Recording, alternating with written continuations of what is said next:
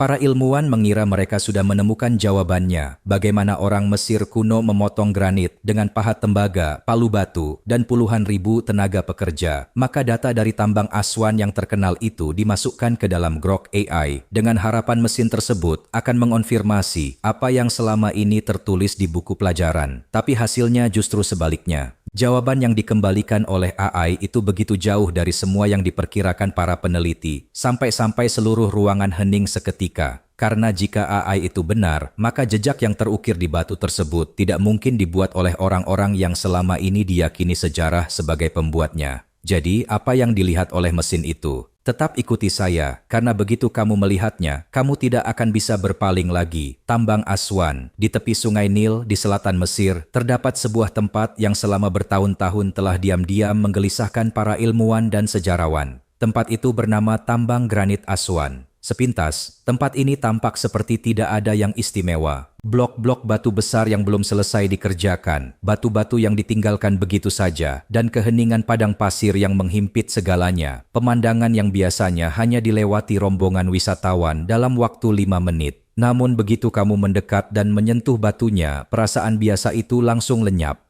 Mulailah dengan batunya sendiri, karena batu itulah inti dari seluruh permasalahan ini. Ini bukan batu kapur yang lunak atau batu pasir yang mudah rapuh. Ini adalah granit. Granit berada di sekitar angka 7 pada skala kekerasan Mohs, yang artinya batu ini begitu keras, sehingga bahkan dengan peralatan industri modern pun, mengolahnya dianggap sebagai pekerjaan yang sangat serius. Para pemotong batu profesional akan mengatakan bahwa granit bisa terasa lebih keras dari baja biasa. Pegang fakta itu baik-baik, karena semua hal yang akan kita bahas selanjutnya bertumpu pada kenyataan ini.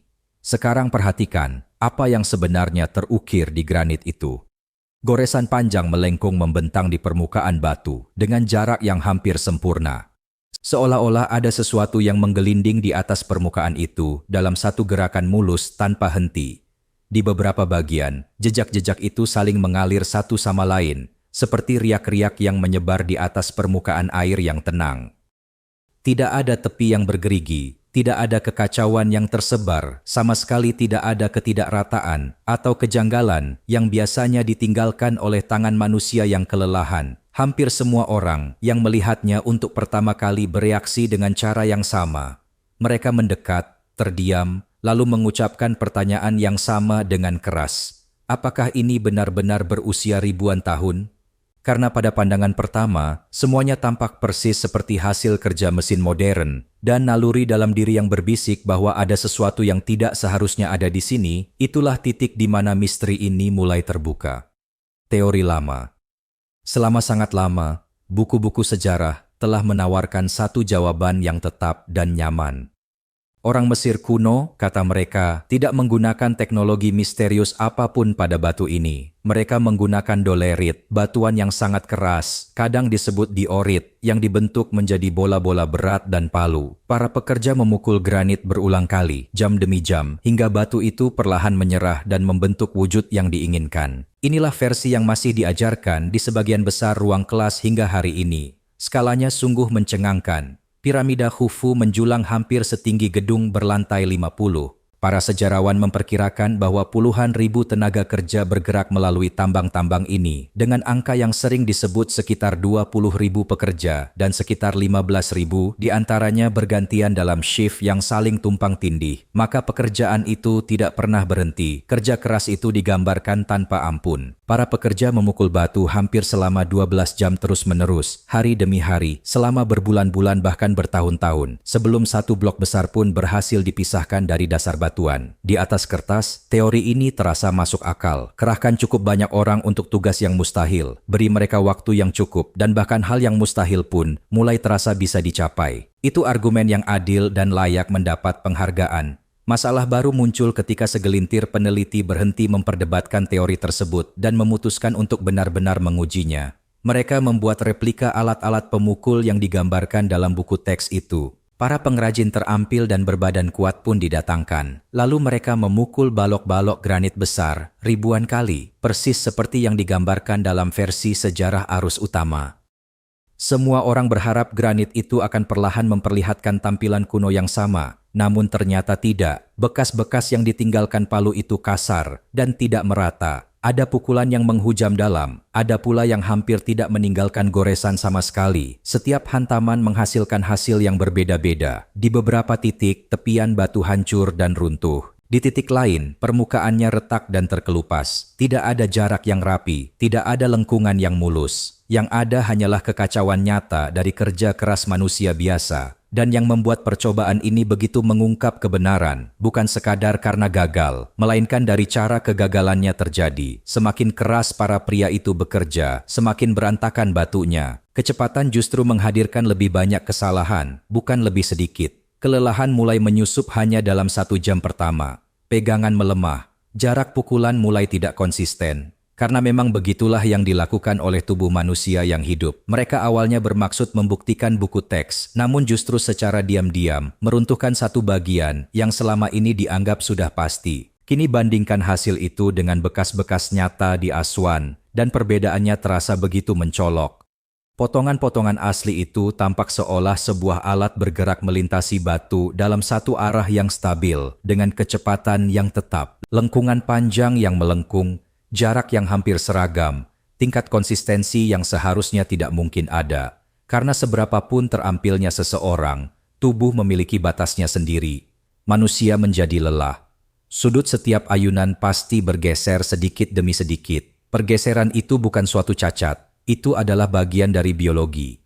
Namun di bekas-bekas Aswan, ketidakkonsistenan manusiawi yang lumrah itu hampir tidak ditemukan sama sekali. Inilah titik tepat di mana kisah lama dan bukti di batu berhenti saling sepakat.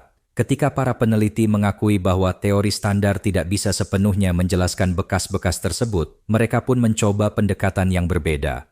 Alih-alih mengandalkan pendapat manusia atau asumsi yang sudah ada sebelumnya, mereka menyerahkan seluruh pertanyaan ini kepada sebuah kecerdasan buatan dan memintanya menilai bukti-bukti secara dingin, tanpa mengetahui jawaban apa yang diinginkan siapapun. Pertama, mereka membangun data menggunakan teknik yang disebut fotogrametri.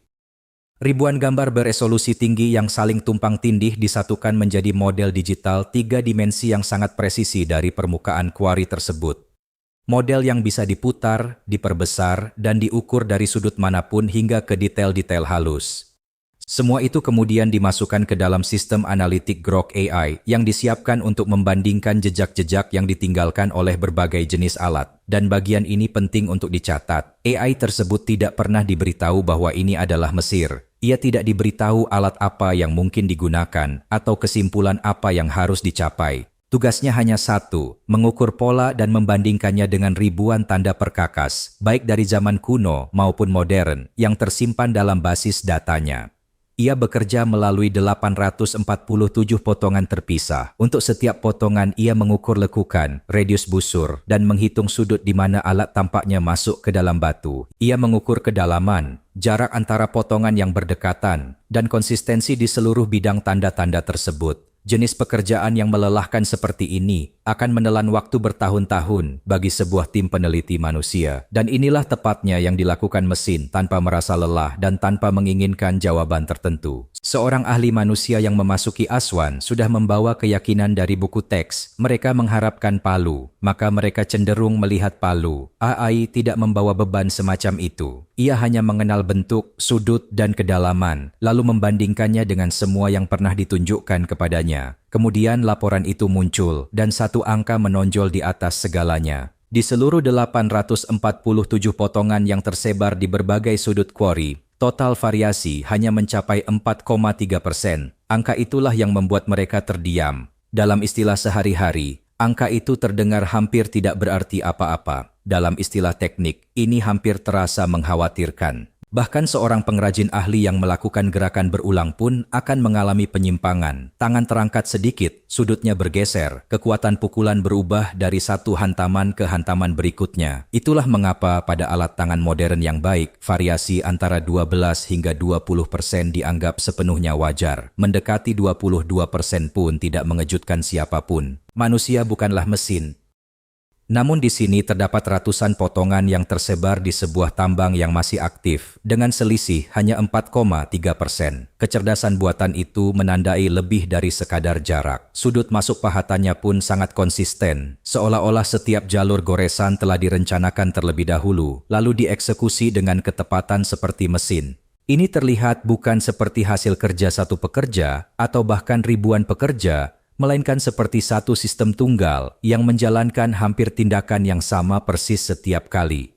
Itulah momen ketika ini berhenti menjadi teka-teki arkeologi yang tenang dan berubah menjadi pertanyaan besar tentang rekayasa. Jika tangan manusia meninggalkan variasi 12 hingga 22%, sementara tanda-tanda ini hanya menunjukkan 4,3, maka siapa yang membuatnya dan apa yang mereka gunakan? Kecocokan dengan mesin. Setelah kecerdasan buatan selesai melakukan pengukuran, langkah berikutnya menjadi semakin menarik. Sistem itu harus menentukan alat apa yang paling menyerupai tanda-tanda tersebut. Ia membandingkannya dengan ribuan profil alat, mulai dari palu tangan hingga peralatan zaman perunggu, sampai mesin industri paling canggih yang beroperasi saat ini. Pertama-tama ia menguji teori batu pemukul. Tembok yang sama kembali muncul. Tanda-tanda dari pukulan batu secara alami tidak beraturan. Kedalaman goresannya tidak menentu, sudutnya berbeda di setiap hantaman. Namun potongan-potongan di Oswan menunjukkan jarak yang hampir seragam dan pola berulang yang berdisiplin, sesuatu yang tidak mungkin dihasilkan dari teknik memukul biasa. Maka sistem itu beralih ke peralatan modern dan 3 kecocokan muncul ke posisi teratas. Yang pertama berasal dari pemotong putar berlapis berlian, yaitu alat yang ujungnya dilapisi bahan abrasif berlian dan berputar dengan kecepatan tinggi saat memotong batu, meninggalkan bekas yang bersih dan konsisten bahkan pada granit sekalipun. Sumber kedua berasal dari sistem semprotan air bertekanan tinggi yang mampu mengukir batu menggunakan aliran air yang dicampur partikel abrasif. Metode ini sangat dihargai karena hasil potongannya yang sangat terkontrol. Sumber ketiga, dan bagi banyak orang yang paling menggelisahkan, adalah pemotongan ultrasonik, di mana sebuah mata alat bergetar pada frekuensi di atas batas pendengaran manusia, menghasilkan presisi yang benar-benar luar biasa. Yang membedakan ketiganya dari palu biasa bukan sekadar ketajamannya, melainkan konsistensinya yang bisa diulang berkali-kali. Sebuah mesin tidak akan lelah pada sapuan ke-400. Ia tidak akan menggeser pegangan atau mengubah sudutnya. Potongan ke-800 akan dihasilkan persis sama seperti yang pertama. Dan ciri khas itulah keseragaman yang hampir tidak manusiawi, yang terus-menerus ditemukan oleh kecerdasan buatan dalam tanda-tanda di Aswan. Kemudian Grok AI merilis skor kepercayaannya, dan suasana kembali senyap. Kecocokan terdekat untuk tanda-tanda di Aswan adalah proses pemotongan rotary industry. Tingkat kepercayaan sekitar 94%. Renungkan sejenak angka itu. Sistem tersebut juga menandai satu hal lagi. Di ratusan potongan yang tersebar di berbagai bagian kuari, sudut masuk alat bervariasi kurang dari 2 derajat. Begitu banyak tanda di begitu banyak tempat yang berbeda. Namun alat itu menyentuh batu pada sudut yang hampir persis sama setiap saat. Menjaga konsistensi seperti itu dengan tangan manusia dianggap hampir mustahil. Disinilah para ilmuwan seolah merasakan lantai di bawah mereka runtuh, karena mesin-mesin yang paling cocok dengan tanda-tanda ini, sistem rotary berlapis berlian, semprotan air bertekanan tinggi, alat pemotong ultrasonik, semuanya adalah produk dari era industri modern. Tidak ada catatan, tidak ada fragmen, tidak ada bisikan pun tentang keberadaan teknologi semacam itu di dunia yang konon membangun kuari ini. Di satu sisi berdiri sejarah, yang bersikeras bahwa hanya alat batu sederhana yang pernah ada. Di sisi lain berdiri sebuah kecerdasan buatan yang menyatakan bahwa buktinya menyerupai hasil dari sebuah proses industri yang terkontrol. Jarak antara dua pernyataan itu adalah inti dari seluruh kisah ini, dan jarak itu akan segera semakin melebar. Lorong-lorong yang mustahil. Ada satu detail di Aswan yang hampir tidak pernah diperhatikan orang, dan jujur saja, justru bagian inilah yang seharusnya membuat kamu susah tidur. Di seluruh lokasi itu tersebar sumur-sumur sempit, dan dalam yang menghunjam ke bawah sekitar 9 hingga 15 meter. Banyak di antaranya hanya selebar sekitar 1 meter di bagian mulutnya. Dilihat dari atas, tampaknya seperti lubang biasa saja. Namun begitu kamu mengamati dinding-dinding di dalamnya, gambaran itu berubah total. Di dinding-dinding sumur tersebut, terdapat potongan-potongan melingkar seragam yang sama persis dengan yang ditemukan di area kuari terbuka di atasnya. Kedalaman sama, pola sama, bentuk sama. Dan itulah tepatnya yang membuat para peneliti merasa gelisah. Coba pikirkan baik-baik. Jika teori lama itu benar, bahwa semua ini dikerjakan dengan mengayunkan palu berat dari batu dolerit, maka seorang pekerja butuh ruang gerak yang cukup minimal sekitar 45 hingga 60 cm untuk menarik palu ke belakang, lalu membantingnya cukup keras agar benar-benar bisa memecah granit. Hilangkan ruang ayunan itu, dan kamu menghilangkan kecepatannya. Bola dolerit yang hanya ditekan ke granit tanpa awalan hampir tidak menghasilkan apa-apa. Seluruh teori palu ini bergantung pada momentum. Hilangkan ayunannya, dan metodenya pun lenyap.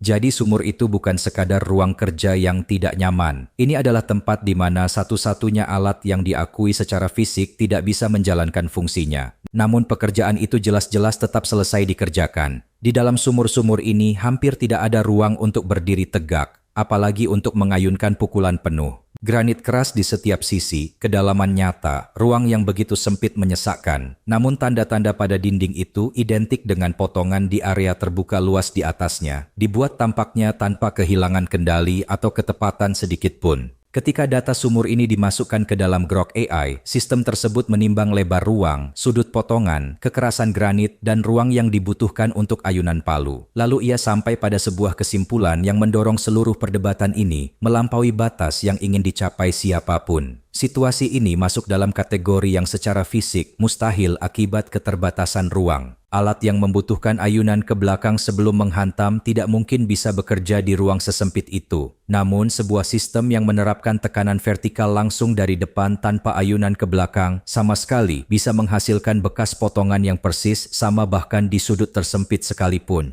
Dan itu secara diam-diam menghapus satu-satunya metode yang selama ini diyakini oleh buku-buku teks. Di bawah mikroskop, semua temuan sebelumnya berfokus pada permukaan batu. Penemuan berikutnya justru datang dari menelusuri bagian bawahnya. Ketika batu keras dipukul berulang kali dengan alat berat, permukaannya akan hancur berkeping-keping. Para ilmuwan menyebutnya fraktur. Kristal-kristal kecil di dalamnya retak ke berbagai arah secara acak, tepian menjadi kasar dan retakan kecil menyebar masuk ke dalam material. Di bawah pembesaran, granit yang dipukul tampak seperti medan perang dalam skala mini, penuh serpihan dan garis-garis tekanan. Namun bekas-bekas di Aswan sama sekali tidak terlihat seperti itu. Di bawah lensa, para peneliti menemukan permukaan yang tidak tampak rusak sama sekali. Ia terlihat terpotong dengan rapi. Dalam bahasa teknis, ini disebut pola geser, yaitu batas yang tajam dan disengaja antara permukaan yang terpotong dengan batu di sampingnya yang tidak tersentuh. Penampilannya bukan seperti hasil pukulan. Lebih terlihat seolah sesuatu dengan sabar telah memisahkan material mengikuti garis yang sudah ditentukan, dan di bawah potongan itu hampir tidak ada kerusakan yang merambat ke dalam batu di bawahnya. Seandainya palu yang melakukan ini, retakan seharusnya memanjang ke bawah, namun tidak ada satupun jejak semacam itu. Seluruh tenaga tampak disalurkan ke satu titik yang presisi dan tidak ke tempat lain. Lalu muncullah pola spiral. Di bawah pembesaran yang lebih tinggi, bekas-bekas melingkar yang sangat halus terlihat jelas. Pola samar yang mengisyaratkan sebuah alat berputar telah melintasi granit sambil terus bergerak dalam satu arah yang sama. Pada sampel yang diambil dari berbagai bagian tambang yang sama sekali berbeda, spiral-spiral itu berputar ke arah yang identik. Setelah itu, para peneliti menemukan tanda-tanda perubahan akibat panas. Zona-zona kecil pada permukaan potongan menunjukkan konsentrasi suhu yang sangat tinggi. Bukan panas yang menyebar seperti yang dihasilkan dari dua batu yang saling bergesekan, melainkan panas yang terpusat pada satu titik kontak yang berputar. Ini adalah jejak khas gesekan dari mata pisau yang berputar dengan kecepatan tinggi. Lalu ditemukan pula partikel-partikel kecil, butiran mikroskopis korundum, mineral yang berada di angka 9 pada skala EMO, dan hingga kini digunakan sebagai bahan abrasif pada cakram pemotong industri. Di beberapa titik juga ditemukan struktur karbon, yang oleh sejumlah peneliti digambarkan memiliki bentuk menyerupai berlian. Jika masing-masing detail itu berdiri sendiri, mungkin masih bisa diperdebatkan. Tapi ketika semuanya ditumpuk bersama, ini tidak lagi terdengar seperti kebetulan, melainkan seperti deskripsi sebuah alat. Ketika seluruh data itu dimasukkan ke dalam Grok AI sekaligus, mulai dari spiral, potongan yang bersih, ketiadaan kerusakan dalam, panas yang terpusat, hingga butiran abrasif keras, Mesin itu menghasilkan kesimpulan yang sangat cocok dengan keseluruhan cerita ini, bahkan terlalu cocok hingga terasa menggelisahkan. Ini bukan ciri khas palu atau peralatan zaman perunggu. Kecocokan terdekatnya adalah sebuah proses yang saat ini kita kenal sebagai pemotongan rotari abrasif berlian tingkat industri. Di bawah lensa, granit itu ternyata bukan dipecah, ia dikerjakan seperti mesin. Garis waktu yang terbalik. Ketika para peneliti berusaha menentukan usia dari bekas-bekas tersebut, misteri ini bukannya semakin jelas, justru semakin aneh. Tersebar di beberapa bagian kuari, terdapat lukisan-lukisan kuno berwarna oker merah. Dan detail yang paling penting adalah bahwa lukisan-lukisan itu berada langsung di atas bekas potongan tersebut. Urutan ini sangat bermakna. Batu itu dipotong terlebih dahulu, dan baru jauh kemudian seseorang melukis di atasnya. Ketika lukisan-lukisan itu diperiksa usianya, sejumlah peneliti menyebutkan bahwa usianya bisa hampir 2000 tahun lebih tua dari peradaban dinasti awal Mesir. Jika lukisan-lukisan itu sudah setua itu, maka luka pahatan di bawahnya tentu jauh lebih tua lagi, membawa kita masuk ke dalam apa yang secara luas dikenal sebagai periode pradinasti, sebuah masa ketika, menurut sejarah arus utama, hanya kelompok-kelompok kecil yang tersebar hidup di wilayah itu, dilengkapi dengan alat-alat batu paling sederhana yang bisa dibayangkan. Disinilah segalanya menjadi benar-benar sulit untuk dipahami. Kecerdasan buatan itu membandingkan geometri pahatan dengan perkiraan usianya dalam sesuatu yang disebutnya sebagai analisis ketepatan temporal. Hasilnya muncul dengan tingkat keyakinan sekitar 91% dan berjalan sepenuhnya terbalik. Semakin tua sebuah pahatan tampaknya, semakin presisi dan seragam bentuknya. Bergerak maju melalui waktu menuju masa kini, pahatan-pahatan itu semakin kasar dan kurang terkontrol. Tanda-tanda yang diyakini paling kuno justru tampak paling sempurna. Yang lebih baru terlihat seperti hasil kerja tangan manusia biasa. Kecerdasan buatan itu menguji pola ini secara statistik dan menurut laporan tersebut, hubungan itu mencapai persentil ke-99 dalam signifikansi statistik. Sangat tidak mungkin terjadi secara kebetulan di seluruh kumpulan data itu. Setiap peradaban yang kita kenal selalu meningkatkan teknologinya dari waktu ke waktu. Karya awal terlihat kasar, karya belakangan menjadi lebih halus. Aswan menceritakan kisah yang sebaliknya. Karya paling kuno adalah yang paling sempurna. Dan kemampuan itu tampak memudar seiring berjalannya abad, yang memunculkan sebuah pertanyaan yang hampir terlalu besar untuk ditampung. Bagaimana jika orang-orang di awal mula itu sudah mengetahui sesuatu yang kemudian terlupakan oleh mereka yang datang sesudahnya? Membaca batu sejauh ini, teka-tekinya adalah bagaimana manusia purba memotong granit dengan begitu presisi. Namun kecerdasan buatan itu mengungkap sesuatu yang membuat pertanyaan itu semakin dalam. Siapapun yang membuat pahatan-pahatan ini tampaknya tidak sekadar mengerjakan permukaan luar batu. Mereka seolah sudah mengetahui apa yang tersembunyi di dalam batu itu. Granit tidaklah seragam. Di dalamnya terdapat lapisan-lapisan mineral yang berbeda, kawasan yang lebih keras, urat-urat lemah alami tempat batu lebih mudah terbelah. Para insinyur menyebut ini sebagai batas butiran dan zona lemah internal. Di tambang-tambang modern, para pekerja menggunakan pemindaian sonar, survei permukaan tanah, dan pemodelan geologi berbasis komputer untuk menemukan fitur-fitur tersebut, lalu merencanakan jalur pemotongan yang mengikuti garis dengan hambatan paling kecil. Banyak bekas potongan lama di Aswan tampak mengikuti zona-zona lemah alami yang sama, seolah siapapun yang membuatnya sudah memahami bagian mana dari batu yang paling kuat dan di mana batu itu paling mudah menyerah tanpa peralatan pemindaian apapun. Memotong granit dengan mesin yang tepat adalah satu masalah tersendiri. Mengetahui di mana harus memotong sebelum memulai adalah masalah yang sama sekali berbeda. Permukaan luar sebuah balok granit hampir tidak memberitahu apapun tentang urat-urat dan batas butiran yang tersembunyi sedalam 30 cm ke dalam. Kita membutuhkan instrumen pendeteksi bawah permukaan untuk melihat itu. Mengikuti garis-garis internal itu dengan tangan, secara buta, dan berulang kali menemukan jalur hambatan terkecil akan membutuhkan keberuntungan luar biasa yang terjadi ratusan kali berturut-turut, atau semacam metode untuk membaca bagian dalam batu yang tidak bisa dilihat. Ketika Grok AI membandingkan pemetaan mineral permukaan dengan jalur-jalur pemotongan, ditemukan sebuah hubungan nyata dengan tingkat keyakinan sekitar 88% bahwa jalur-jalur potongan itu tampak dipilih berdasarkan struktur internal batu tersebut. Sejumlah peneliti mulai menyebutnya teori membaca batu. Gagasan bahwa para pembangun ini memiliki semacam cara untuk memahami arsitektur tersembunyi sebuah batu bahkan sebelum mereka menyentuhnya. Dan jika itu benar, muncullah pertanyaan berikutnya yang sudah jelas. Jika mereka sematang ini, mengapa ada sebuah monumen besar yang belum selesai terbengkalai begitu saja di tengah-tengah lokasi tersebut? Obelisk yang ditinggalkan dan jejak-jejak yang sama di mana-mana. Ada satu benda di Aswan yang membuat hampir semua orang mengajukan pertanyaan yang sama begitu mereka melihatnya. Jika pekerjaan berjalan sebaik ini, mengapa semuanya tiba-tiba berhenti? Obelisk yang belum selesai ini dianggap sebagai yang terbesar yang pernah dicoba dibuat dan hingga kini masih melekat pada batuan dasar tempat ia pertama kali dipahat ribuan tahun silam. Jika sudah selesai, beratnya akan melebihi 1.000 ton. Arkeologi arus utama memberikan jawaban yang tampak masuk akal. Sebuah retakan besar muncul di batu itu saat pengerjaan berlangsung dan para pekerja pun meninggalkannya begitu saja. Cukup logis, namun ketika para peneliti mengamati obelisk itu lebih seksama, jawaban tersebut mulai terasa tidak cocok. Tanda-tanda pahatan ternyata berlanjut melampaui titik di mana retakan itu berada. Pengerjaan tampaknya masih terus dilakukan, bahkan setelah retakan sudah terbentuk. Seandainya keretakan itu benar-benar menjadi alasan mereka berhenti, maka bekas pahatan seharusnya berhenti tepat di sana.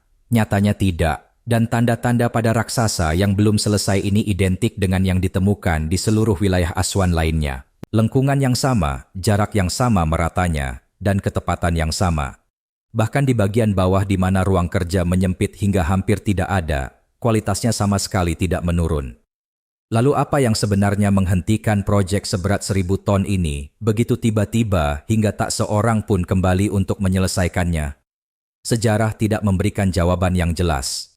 Jika misteri ini hanya terbatas pada satu lokasi penambangan, mungkin bisa dianggap sebagai keanehan lokal semata, tapi tidak begitu adanya. Tanda-tanda yang sama juga muncul di berbagai situs kuno lain di seluruh Mesir. Ketika tim membandingkan data dari Aswan dengan kompleks Giza, khususnya kuil lembah milik Khafra, salah satu struktur granit tertua dan paling membingungkan di negeri itu, tanda-tanda mikroskopis yang sama kembali ditemukan. Batas yang bersih, retakan internal yang sangat minim, dan bekas lengkungan samar yang mengisyaratkan penggunaan alat berputar. Kecerdasan buatan kemudian mengukur langsung perbedaan antara bekas pahatan di Giza dan di Aswan. Variasi antara kedua lokasi itu kurang dari 5%. Tempat berbeda, balok berbeda, namun metode pemotongannya hampir identik. Ketika Grok AI menggabungkan seluruh kumpulan data dari berbagai penjuru Mesir, ia sampai pada sebuah kesimpulan dengan tingkat keyakinan sekitar 89%. Ini bukan gambaran dari satu lokasi saja, seolah-olah di masa lampau yang sangat jauh, teknologi pemotongan yang sama pernah digunakan di seluruh kawasan ini, lalu perlahan menghilang begitu saja. Satu bengkel kerja yang terampil mungkin masih bisa dijelaskan. Satu generasi pengukir ahli yang mewariskan teknik kepada segelintir orang masih bisa diterima akal. Argumen semacam itu masih bisa diperdebatkan. Tapi ketika sidik jari yang sama muncul ratusan kilometer jauhnya, pada batu yang berbeda, di situs yang berbeda, dengan variasi di bawah 5%, itu bukan sekadar bengkel. Itu adalah sebuah standar. Tingkat konsistensi seperti itu hanya muncul ketika satu peradaban utuh berbagi satu metode dan satu perangkat alat yang sama.